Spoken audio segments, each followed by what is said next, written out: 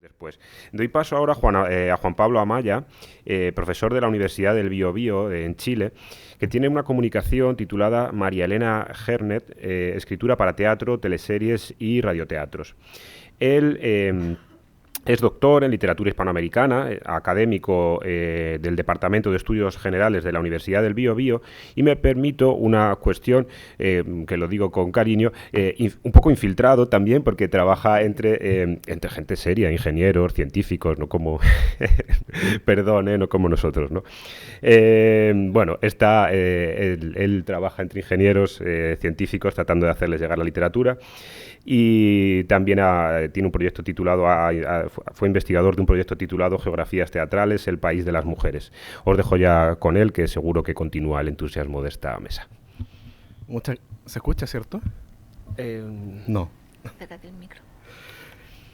Muy buenas tardes. Quiero agradecer la invitación en primer lugar de Manuel, que me ha permitido estar un mes aquí en Madrid.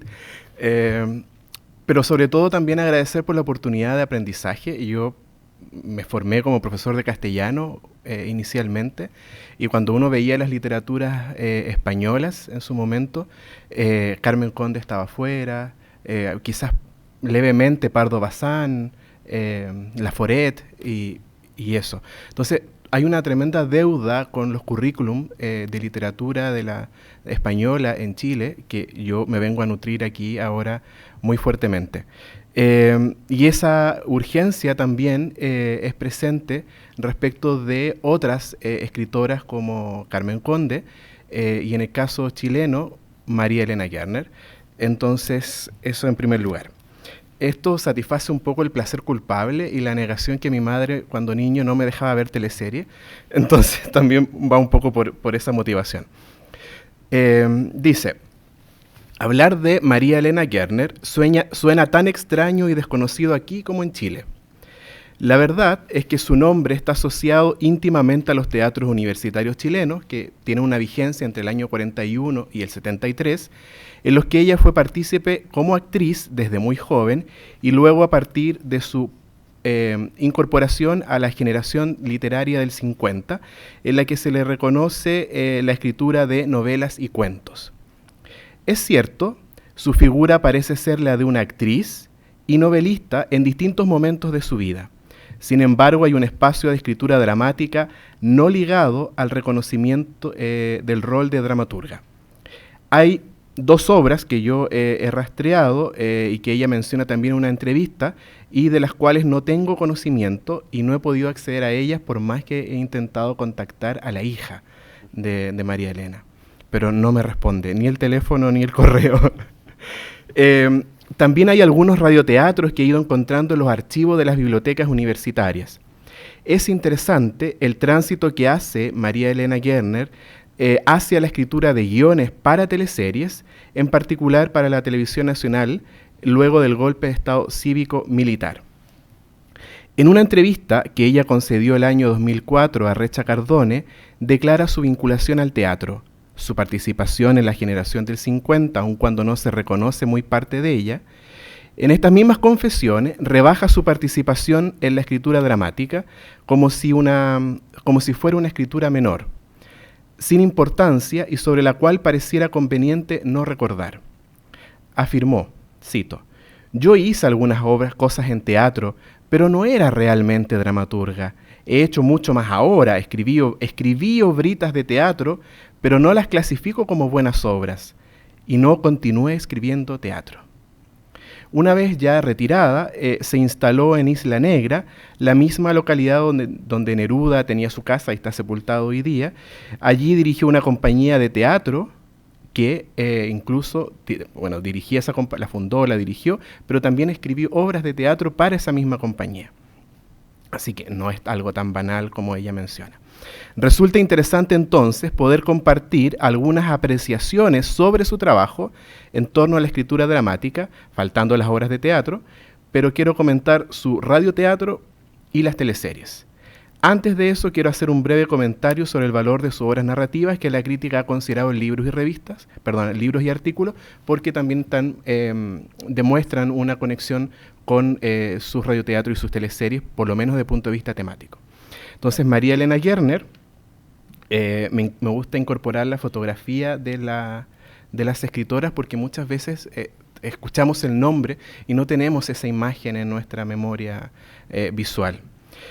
Nacida en 1927, fallecida en 2013, como dije, fue adscrita a la generación de 50, que es una generación un poco particular porque dicen que es una generación inventada, ¿no? A la fuerza, que no es orgánica de la tradición literaria, sino que Enrique Lafourcade junta a un grupo de escritores de la época y publica una antología de cuentos, y a eso le llama la generación de 50. Por eso es bastante curiosa. Lejos de la polémica de la invención de la generación, es cierto que escribió sus principales obras entre la década del 50 y el 60, por nombrar Islas en la ciudad del 58, Después del desierto el 61, Páramo salvaje el 63, La mujer de sal el 64, que es la obra a la que se le ha dedicado mayor atención, y La derrota en el mismo año. Su trabajo narrativo destaca por, como dice Recha Cardone, haber incluido temas tabúes como la masturbación, la homosexualidad y la ninfomanía, que en aquel momento no se tocaba en la literatura. Sus obras, junto con las innovaciones en las técnicas de escritura, entonces destacan por esta apertura temática, principalmente la ninfomanía, que parece que fue una revolución en el momento, y la imagen de la solterona chilena, también muy presente, pero no había sido problematizada. Entonces, anterior a estas obras, a estas novelas, ella fue parte de la formación teatral universitaria y posteriormente de los elencos oficiales de las compañías tanto de la Universidad de Chile, donde se formó, y de la Universidad Católica, donde también trabajó.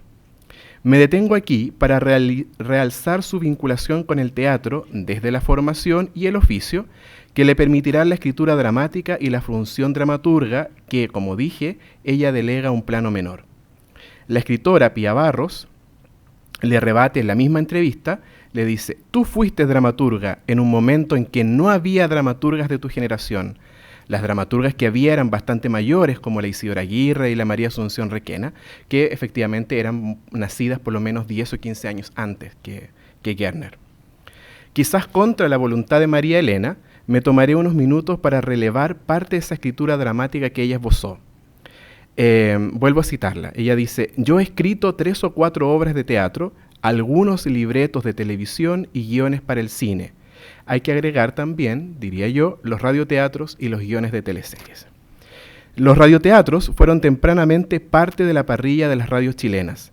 Así se recuerdan nombres de actores y actrices, pero quien hizo del género una poética y un emprendimiento fue Eglantina Sour, que a mí me gusta decirle Eglantina Sauer, ¿no? Tiene esa cosa un poco más agradable. Actriz, escritora, guionista y empresaria del teatro y la radio. Sus radioteatros fueron escuelas de sentimientos que, junto a otras como La familia chilena, Doctor Mortis o Lo que cuenta el viento, conformaron el imaginario sonoro incluso más allá de la llegada masiva de la televisión el año 62 para el Mundial de Fútbol en Chile, en que Chile quedó tercero. La única gran victoria que hemos tenido. Quiero dar cuenta de 2 radioteatros escritos por María Elena Gerner en la década del 70. No sé en qué años precisamente, solo sé 70. Para ser emitidos por la Universidad Católica.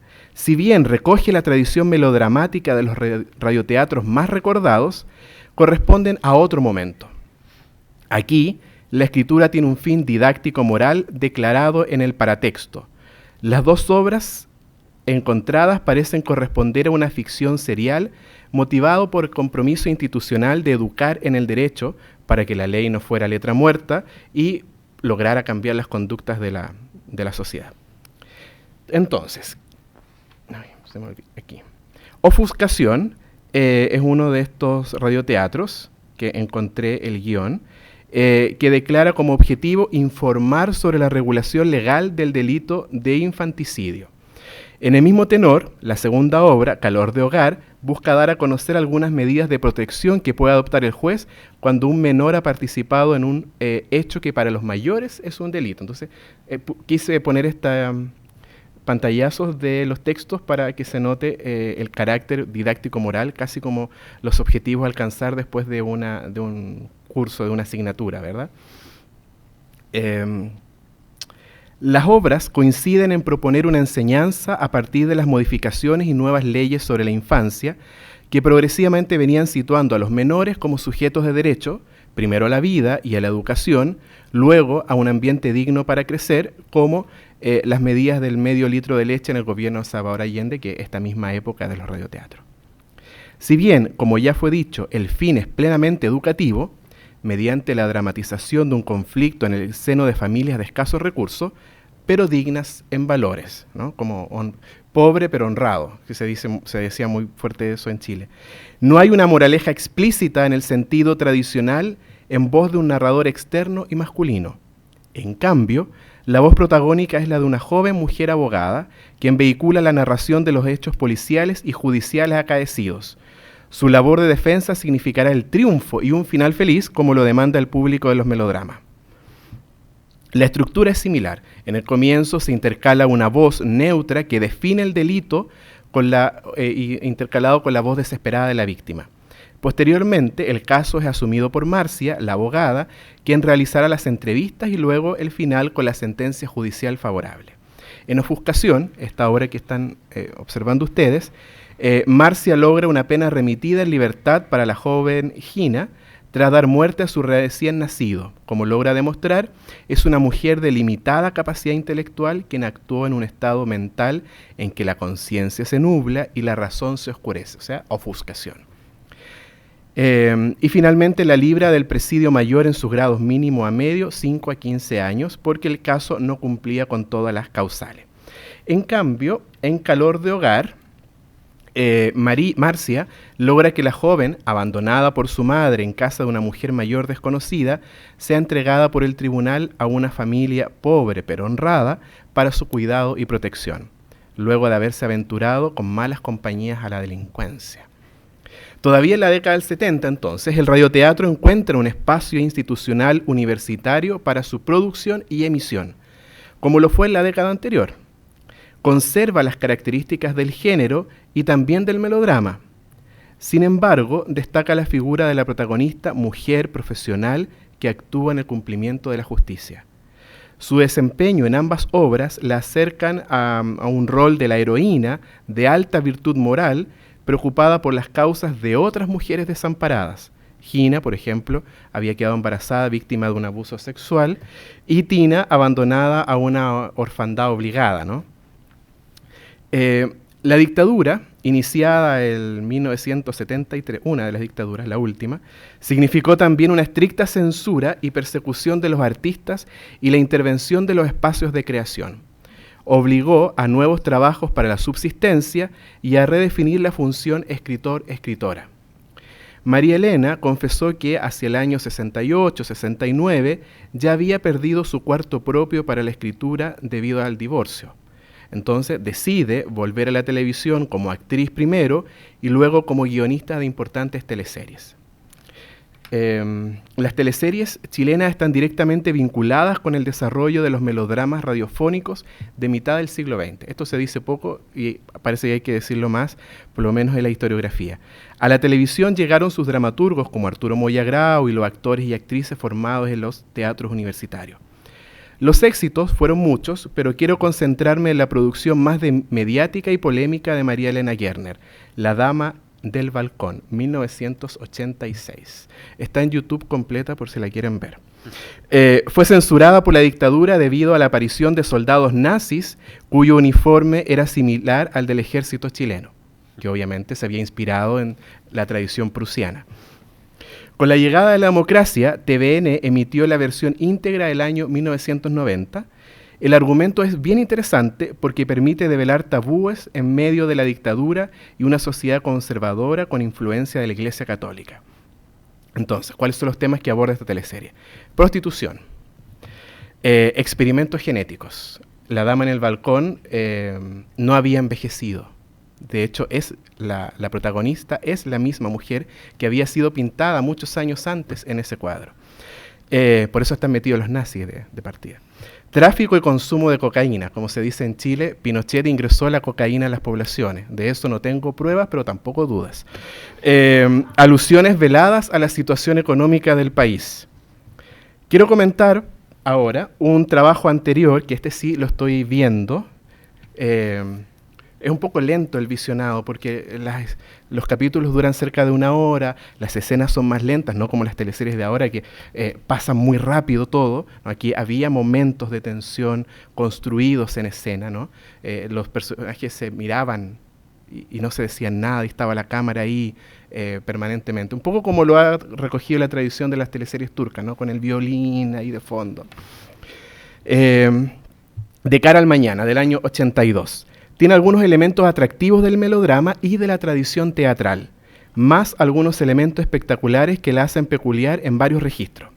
El argumento es muy simple. Se trata de una teleserie coral en que un grupo de estudiantes y sus familias se enfrentan a los conflictos propios de la edad y de las condiciones económicas de Chile en dictadura. Se aleja de la configuración melodramática de los radioteatros y teleseries anteriores que centraban todo el conflicto en una pareja enamorada. Y aquí voy a poner la obertura de la temática de la escritura dramática de María Elena Gerner. Significa una nueva etapa de la ficción en la televisión chilena, conjugada con las inspiraciones del music hall que los canales públicos y privados preferían para su parrilla de horario estelar. Si el tiempo está de mi parte, ¿sí? Quiero plantear 2 pequeñas conclusiones y un desafío. Primero, la entrevista a María Elena Gerner plantea algunas preguntas sobre la autoría. Hace un tiempo me preguntaba qué significa ser dramaturga a partir de las escritoras de la primera mitad del siglo XX. Ahí traté de hacer un esbozo no muy certero quizás, pero fue publicado a partir de tempranas apreciaciones de ese trabajo.